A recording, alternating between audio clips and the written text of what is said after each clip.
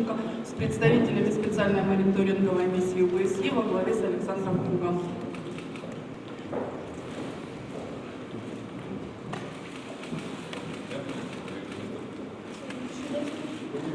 Вы знаете, мы очень рады, что сегодняшняя встреча состоится у нас вот в таком коллективе. Да, мы собирались с вами встретиться вдвоем. Я знаю, вы периодически встречаетесь с Александром Владимировичем, со мной. Но сегодня есть шанс поговорить нам вместе с вами перед нашей обожаемой аудиторией, перед нашими людьми. И в конце концов есть вопрос и шанс задать те вопросы нам, вам, а вам нам. И, наконец, выяснить цели и задачи миссии ОБСЕ, почему они выполняются или не выполняются, какие есть претензии к республикам, и какие претензии есть у республик к миссии.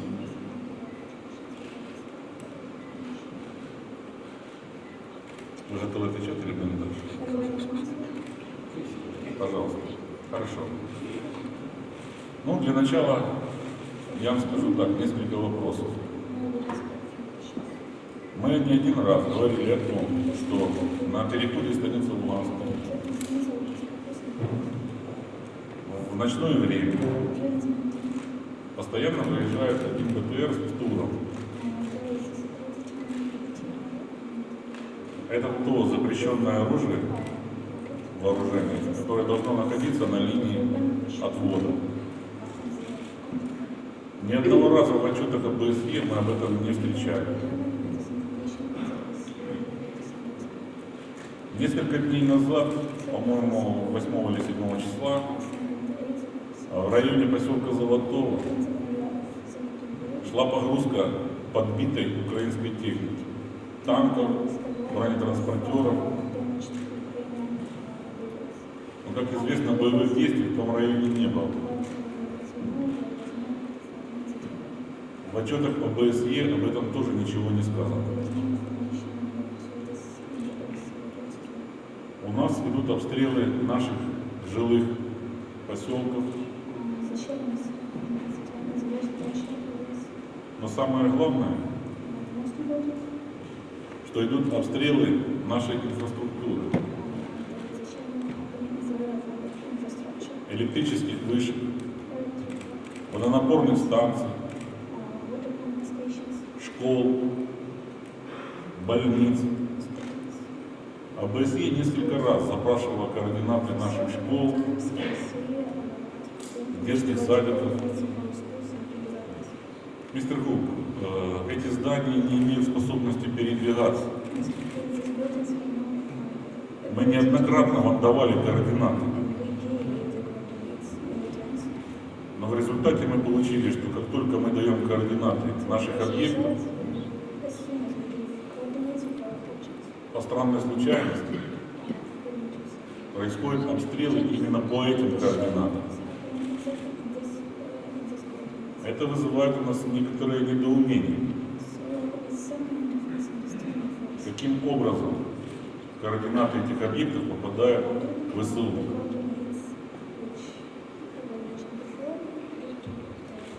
Позвольте заметить, что это лишь малая толика тех объектов, о которых я сейчас вам говорю. Погибшие люди Донецка и Луганска, вы знаете, уже вопиют о справедливости. И мы знаем, что в Донецке проходил митинг с вопросами к ОБСЕ. Аналогичный митинг в Луганске уже неоднократно люди хотели собрать и провести перед зданием миссии. Мы не понимаем, почему миссия не замечает украинские танки, которые стоят, опять же, возле жилых домов, объектов инфраструктуры, которые предполагают, что в случае, если мы будем отвечать, обязательно пострадают эти жилые здания, и после этого весь мир увидит якобы о том, как республики разрушают жилые дома на той стороне. В современном языке это называется немножечко по-другому. Это не является правдой, и это не является правдивыми поступками, честными поступками. Ведь все взятые на себя обязательства республики выполняют в полном объеме. Зачастую, еще до того, как вооруженные силы Украины начинают их выполнять. Вы об этих примерах знаете. Когда мы первые начинаем отвод вооружений, техники, знаете, помните. Мы всегда говорили о том, что мы готовы решать конфликт мирным путем. Но, к сожалению, поведение миссии дает нам право говорить о том, что существует какой-то однобокий подход к решению вопросов, которые обговорены Минскими договоренностями. На сегодняшний день у нас еще раз мы даем вам координаты. Владислав Николаевич потом позже передаст, которые мы уже неоднократно вам давали по местам отвода техники,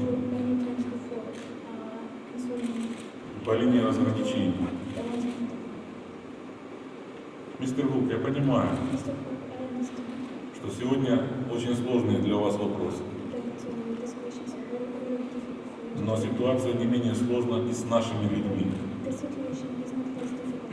Мы как главы хотим, чтобы сегодня вы дали ответ нашим народам,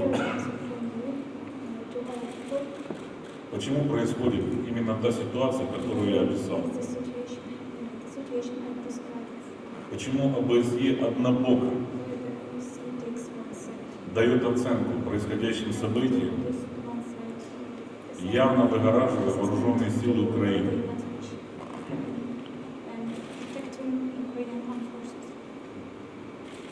Ведь по большей части кровь проливается наших людей.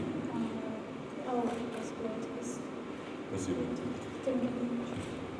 С вашего позволения, уважаемые коллеги, да, вы уже не повторять одно и то же, да, и облегчить ответы. Я сейчас ждал свои. Постараюсь быть краток. Как всем известно, вопрос о серых зонах не обсуждался в Минске. Правда, это правда, действительно. И серая зона не стояла в момент обсуждения. Наша разведка сообщила о том, что в Украине присутствует план до конца этого года занять определенное количество квадратных километров именно серой зоны. В связи с этим было начато наступление под Авдеевкой. Второй вопрос, который бы хотел точнее озвучить, уже вопрос начинается. Под Авдеевкой BBC была заснята миссия ОБСЕ, стоящая и разговаривающая с украинскими военными. Рядом с ними находились украинские танки. Согласно Минским договоренностям, это приравнивается к тяжелой технике, и эта техника должна быть отведена на места постоянной дислокации. Определенные, кстати, совместно с миссией ОБСЕ в определенных местах. Как миссия ОБСЕ реагирует на то, что украинские военные подтягивают линии разграничения тяжелой техники? Системы, артиллерийские системы залпового огня, танки. Кто в миссии ОБСЕ за это отвечает? У кого мне потом спрашивать ответ. И по поводу тех документов, которые были заключены в Минске. Я сейчас официально заявляю, что я, как глава Донецкой Народной Республики, не отдам приказ об отводе ни одного артиллерийской системы, ни одного танка, ни одного миномета с линии фронта до тех пор, пока мы не убедимся в том, что украинские военные с признаками доброй воли, огромным желанием и припрыжечкой свою технику отведут.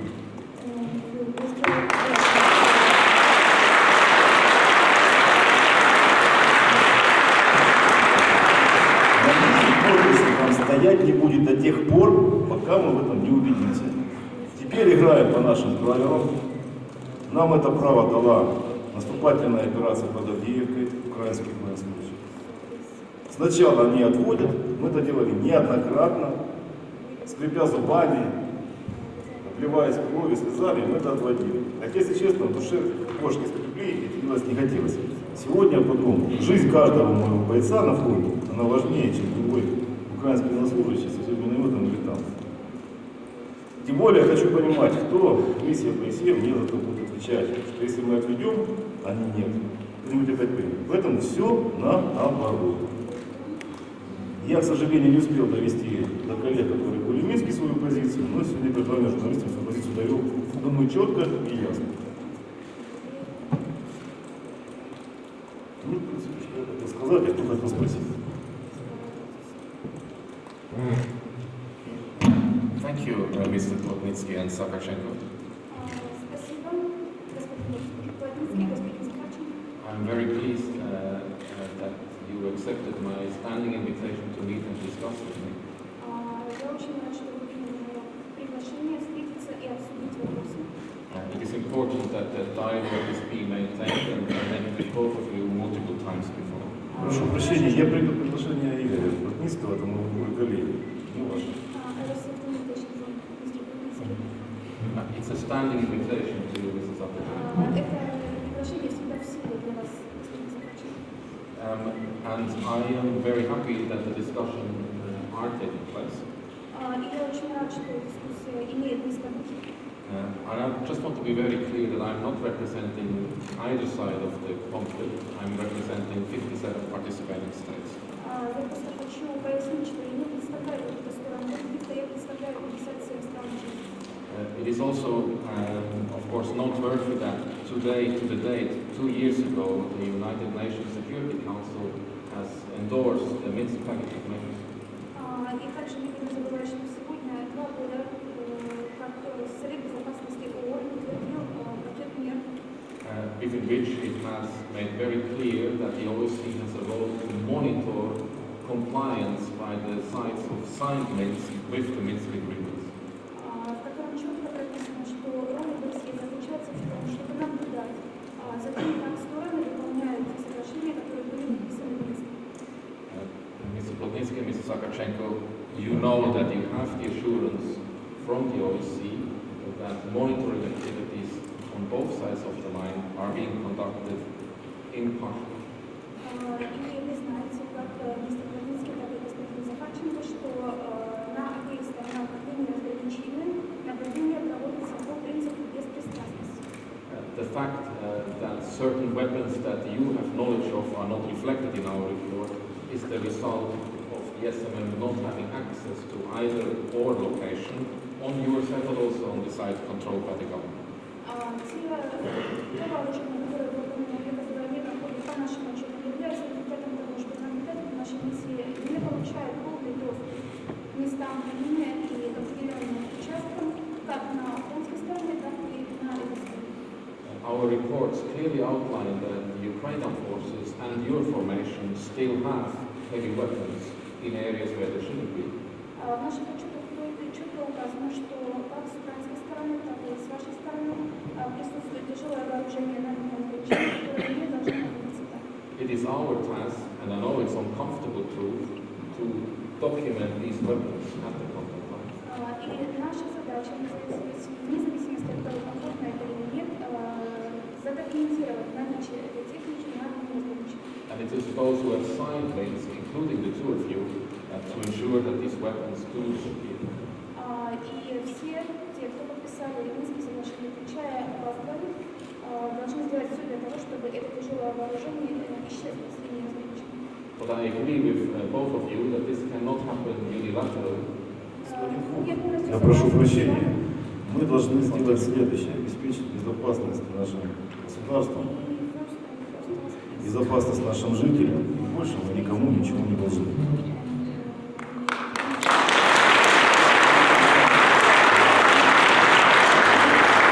И второе. Если вы представляете 57 стран-участников Европы, так в таком случае должна представлять 59.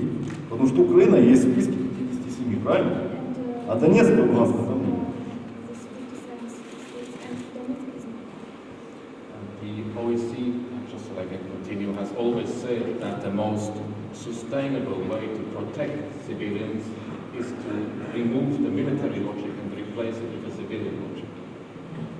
ОБСЕ всегда утверждала, и сейчас продолжу, то, что для того, чтобы обеспечить мирное сосуществование, нужно в первую очередь заменить военную логику гражданской логикой.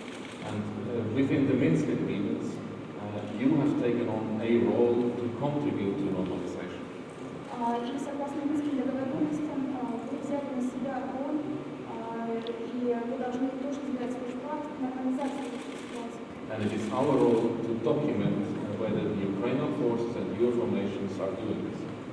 Наша задача убедиться, что вы и украинские военные делают.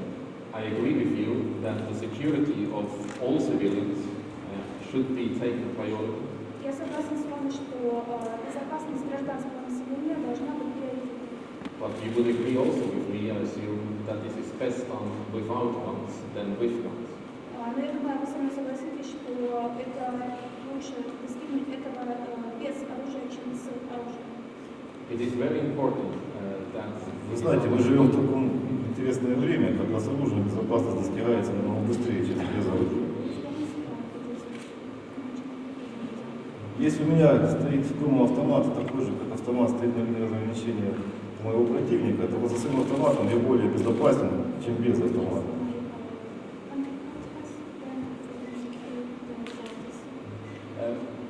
Mr. Sakharchenko, Господин Захарченко, between the period of 29th of January and 9th of February, the SMM has confirmed 50 civilian casualties on both sides of the conflict line. в промежуток времени с 29 января по 9 февраля СММ зафиксировала 50 жертв среди гражданского населения по обе стороны разграничения. This includes killed people on the areas you control and killed civilians in the area of the government of Ukraine. С вашего позволения. Люди, которые погибли как на вашей территории, так и люди, Я погибшие на территории. Я напомню without одну exception. единственную вещь. Вы знаете, когда я расстреливаю собственный дом в Красном Лимане или в Артемовске, на Украине, я стреляю в свой дом. А тот, кто пришел ко мне из Днепропетровска, со Львова, с Киева, он что в Артемовске стреляет в мой дом, что в Донецке. И я живу на своей земле. Такой же, как и 20 миллионов населения, которые находятся там же.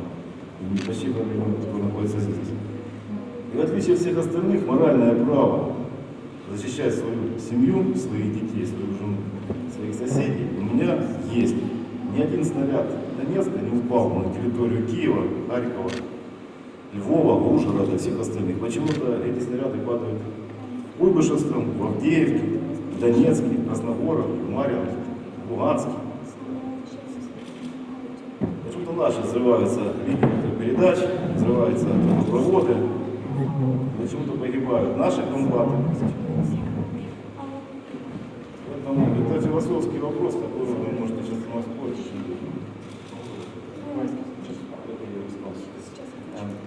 I understand your position. Я понимаю вашу позицию. On the 9th and 2nd of February, 2 civilians died in Avdiivka and at least 2 civilians died in Donetsk city by shelling by both sides in the same night. В ночь 2 февраля как минимум 2 человека погибло в Авдеевке и 2 человека погибли в Донецке в результате обстрелов By both sides. на обеих сторонах. it is very important that the conflict that is raging now in the third winter is being resolved in a civilian manner, not in a military manner. И очень важным моментом является то, что конфликт, который продолжается вот уже третью зиму, должен быть решен гражданским путем, а не военным путем. And in a recent statement, Mrs. Akachenko, you said there is a 50% chance that this can be solved peacefully. И в вашей речи до этого, господин Захарченко, вы упомянули, что существует 50% вероятности, что этот конфликт может быть решен мирным путем. And I think the 50% that is in your assessment on the peaceful side, that is the one you and your colleague and the Ukrainian forces should support and strengthen. И я думаю, что эти 50% мирного пути, которые вы поддерживаете, наши коллеги поддерживают, и украинская армия поддержит, это будет как раз залогом того, что эти 50% только усилится. It is very important, and I fully agree with you, that the steps to strengthen the civilian aspect can only be done together, not unilaterally. И я также согласен, что для того, чтобы укрепить этот гражданский путь, этот мирный путь, это должна быть добрая воля всех сторон, а не только одной стороны. And I understand that you will not make a step not knowing that the others will take advantage of it. И, естественно, я понимаю, что вы не будете принимать таких шагов, зная, что другая сторона может использовать это себе во благо. And therefore, however, I encourage you, and this is the reason why I'm here today, to continue the dialogue through us or through other platforms, including in Minsk, to make sure that this aspect is strengthened. И поэтому я здесь, и поэтому я прошу вас продолжать тем же путем, продолжать поддерживать диалог через нас, через другие платформы, через Минск. It is also correct that this is your land, И также я согласна, что это ваша земля.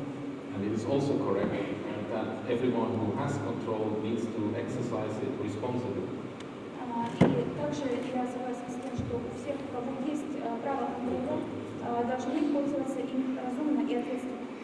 And therefore, however, I strongly appeal to both of you, as we do with everyone, that this responsibility is exercised with due care on civilians.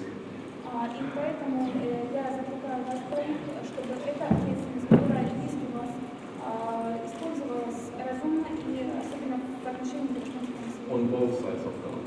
И на обеих сторонах различия. Вы даже переводите на украинском, обратите внимание. Мистер Кокс, я внимательно слушал, о чем вы говорили.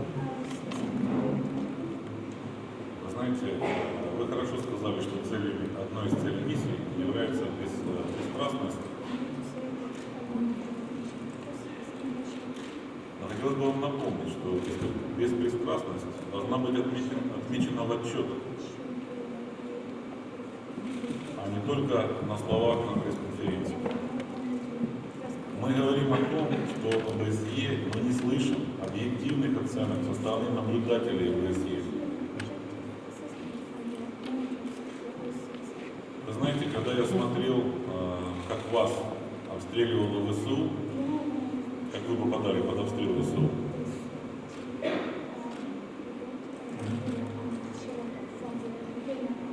у меня где-то в душе промелькнула такая надежда, что вы скоро начнете говорить правду. Но, наверное, все-таки политика побеждает. Я хочу напомнить вам о том, о чем сказал Александр Владимирович. ОБСЕ в последнее время применяет вместе с вооруженными силами Украины новую тактику. Но если тактика вооруженных сил Украины, которые проходят обучение американских, канадских инструкторов, нам понятна и достаточно известна, она имеет много названий, одно из них тактика медвежьих лап. Это когда на серых территориях, о чем говорил Александр Владимирович, начинается постепенный захват территории. И естественно, когда начинаются какие-то боевые действия, к примеру, Светлодарская дуга, ну или Порошенко, как мы ее называем, очередной, то что произошло в данном случае? когда вооруженные силы Украины нарушили наши границы, и мы вынужденно пришли к тому, что мы должны были давать вооруженный ответ, это так, то на тот момент миссия ОБСЕ показывала не наши границы, а показывала границы Украины и говорили: смотрите, они стреляют по жилым домам. Мы еще раз с Александром Владимировичем призываем к объективным оценкам, к тому, чтобы вы правду говорили людям о том, что вооруженные силы Украины нарушают Минские договоренности. Если вы видите, что нарушаем мы, точно так же показывайте. Мы готовы отвечать, в отличие от Украины, за свои поступки. И мы готовы говорить о том, что если мы применяем в ответ тяжелую технику и вооружение, то это только в ответ. Потому что ни одно нападение вооруженных сил Украины не останется без ответа. Но кто разрешил? Кто разрешил и кто замолчал этот факт нападения на наши территории, захват наших территорий? Эта ответственность лежит на вас. Вы сказали, что поводом для замены логики войны на мир должна быть такая замена. Хорошие слова, но я вам хочу сказать, что чтобы произошла смена такой логики, должна быть смена ситуации. Мы честно выдерживали свои договоренности. Мы пытались мирным путем прийти к решению данной проблемы. Мы неоднократно заявляли с Александром Владимировичем, что если есть возможность проливать чернила, а не кровь, мы будем это делать. Именно поэтому наши представители до сих пор присутствуют и ездят на минские переговоры, чтобы как можно меньше пролилось нашей крови. Но оставлять ответы Украины, точнее, оставлять нападение Украины без ответа мы не будем. И это тоже правда. Хватит. Если не работают международные организации, которые взяли на себя ответственность быть арбитрами, а не тем судьей, который подсуживает одной из сторон,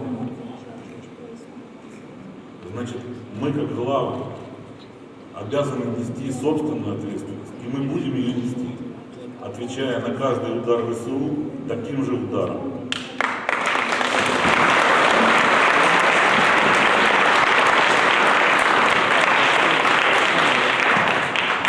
Поэтому у нас к вам очередная просьба. Мы еще раз заявляем о том, что альтернативы минским переговорам нет. Мы готовы выполнять каждый пункт, под которым мы с Александром Владимировичем подписались. Но мы просим вас,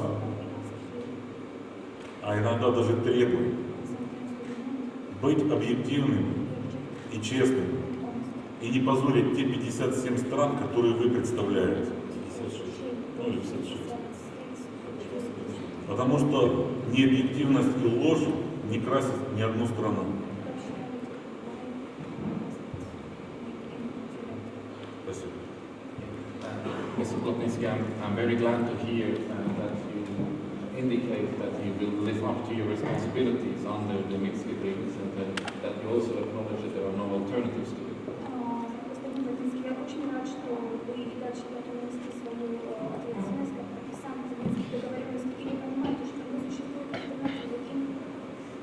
My presence here and my invitations to you on a repeated basis, as well as to your colleague, to discuss is meant to discuss the problems that arise in implementations of your responsibilities under Minsk. Мое присутствие здесь и мое приглашение вас к участию в диалоге, постоянное приглашение, является тем, что является знаком того, что мы готовы рассматривать и решать те проблемы, которые появляются. I've listened carefully to your demand for more objectivity.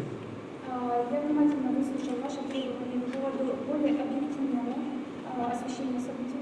And you can be assured that as far as we have access to the areas where objectivity is required, we will continue to include these findings in our reports. И вы можете быть уверены, что как только у нас будет доступ к тем объектам, где как раз требуется объективность, мы будем продолжать отражать это в нашем отчете. It is not correct to refer that we represent the Ukraine armed forces, we represent the OSCE. Неправильно будет сказать, что мы представляем ВСУ.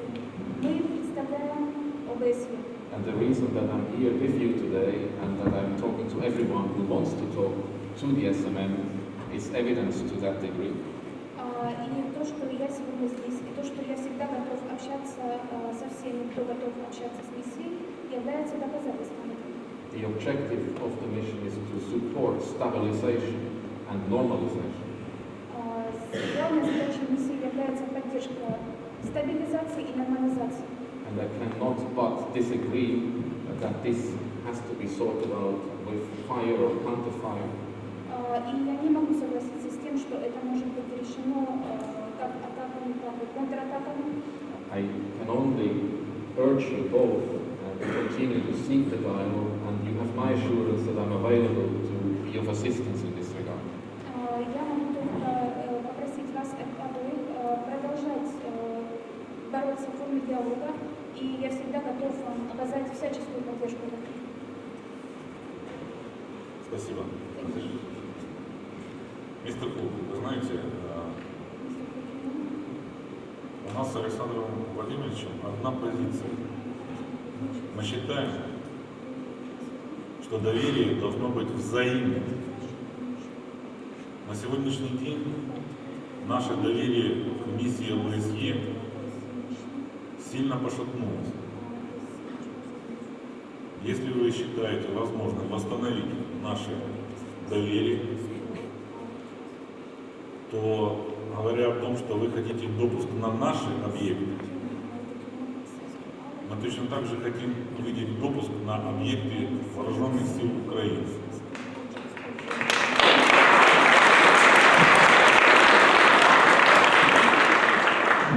Мы не хуже миссии ОБСЕ знаем, какая техника и где расположена вооруженные силы Украины.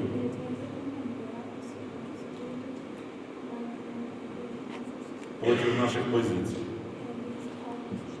Если вы дадите честную и справедливую информацию,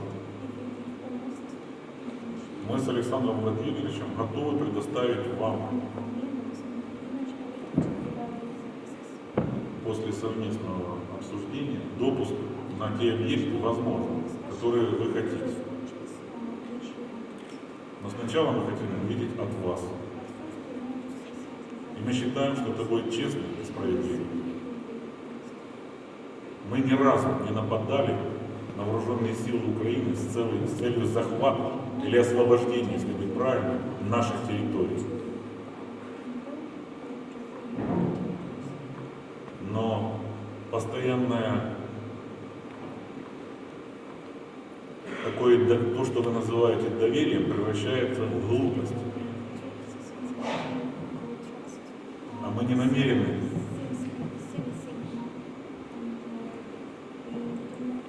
оплачивать глупость кровью наших людей. Поэтому еще раз прошу вас, мы готовы с вами сотрудничать. Но наравне хотим услышать от вас, еще раз подчеркиваю, объективные оценки,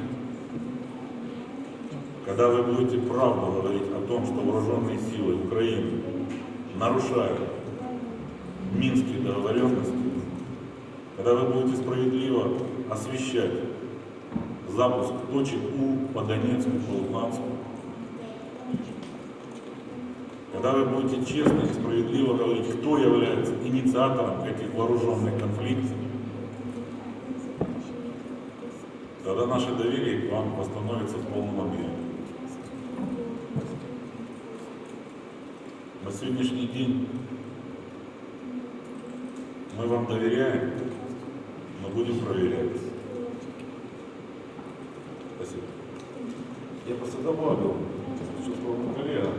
Ни для кого не секрет, что в составе дислокации боевой техники вооруженных сил Украины большое количество этой боевой техники отсутствует.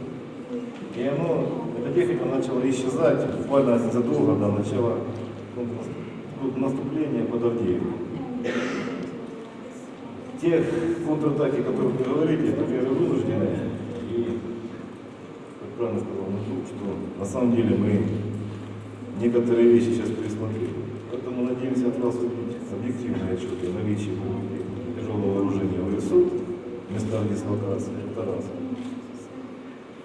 Объективную оценку происходящего и то, что произошло уже в районе Авдеевки, промзоны, Володомирска и Синовата. Также Новоазовска, станицы. И, как сказал Игорь, мы абсолютно уверены в том, что единственное политическое решение, которое сейчас на сегодняшний день безотлагательно, это Минск. И повторю, как жест доброй воли, мы хотим увидеть, как служащие Украины первые начинают отвод своих вооружений. В этот раз мы не первые. Мы будем говорить только о отводе. Dear Mr. Lovinsky and Sakarchenko, again I have listened very carefully to you. Уважаемый господин Захарченко и господин Латинский, я слушаю очень внимательно. And we know each other now for a good part of the duration of this conflict. И мы знаем друг друга уже довольно давно в этом конфликте. And I know that you never have stopped talking to us, and you know that I have never wished to talk to you. И я знаю, что мы никогда не прекращали разговор с нами, и со своей стороны мы тоже этого не делаем. I'm taking due note of your demand for more objectivity. И я записал ваши требования по поводу более объективного освещения. But I equally urge you to replace what is now a too long-lasting conflict with civilian means and not with military means. Я в свою очередь прошу вас заменить средства военные на средства гражданские. It is for the civilians in the areas you control and for the civilians in the area the government controls that this must be the guiding principle. Это должно быть главным принципом во благо людей, которые живут на вашей территории, и во благо людей, которые живут на украинской территории. And conditions to achieve this on either side must be carefully considered. И те условия, на которых это может быть достигнуто на обеих сторонах, должны быть рассмотрены. My invitation to both of you continues to stand to discuss these issues and others whenever it is needed. Мое приглашение к вам остается в силе, что мы можем обсуждать решение выхода из этой ситуации в любое время. And we are there to assist the Minsk process through our work, that is to monitor and document or non-compliance. И наша работа заключается в том, чтобы наблюдать и регистрировать факты того, соблюдается или не соблюдается Минский договор.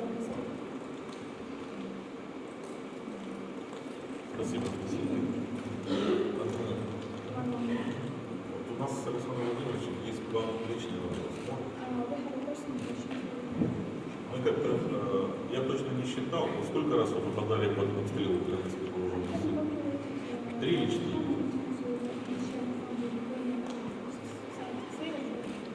I've been many times on the show. Так вот, в связи с этим вопрос. Вы готовы умереть под обстрелами вооруженных сил Украины, но не признать, что они нарушают?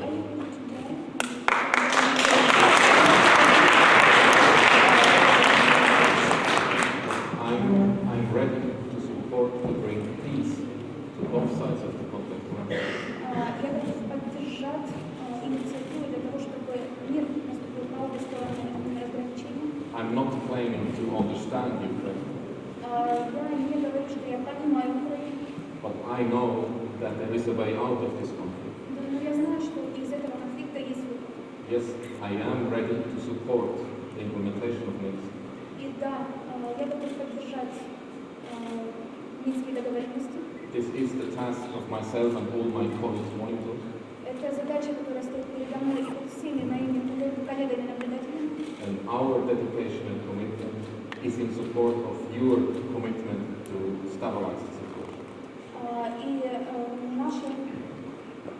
И с нашей стороны мы готовы поддержать договоренности так же, как и вы со своей стороны тоже готовы их поддержать и внести свой вклад в стабилизацию ситуации. Спасибо. Просто раньше ходила такая поговорка: если приехал Хук, можно снимать каски и посидеть спокойно. Но теперь наоборот, присутствие Хуга не освобождает от обстрела.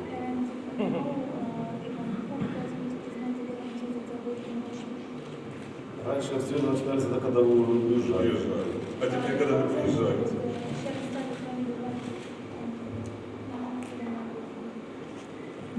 Мистер Хук, вам передать координаты? То, о чем вы просили, определенные наши проблемы.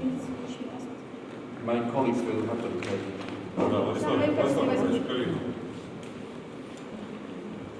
Спасибо за то, что вы уделили время, ответили честно, справедливо для жителей Исландской и Донецка о тех задачах, которые стоят перед миссией. На моем экземпляре Надеемся на то, что вы также как и мы заинтересованы и мирно читать умеете? Нет? Русским языком владеете? этого конфликта. Прощения. Господин Хук, ваши коллеги русского языка не знают. Я не могу передавать документы, не понимаю, что он говорит.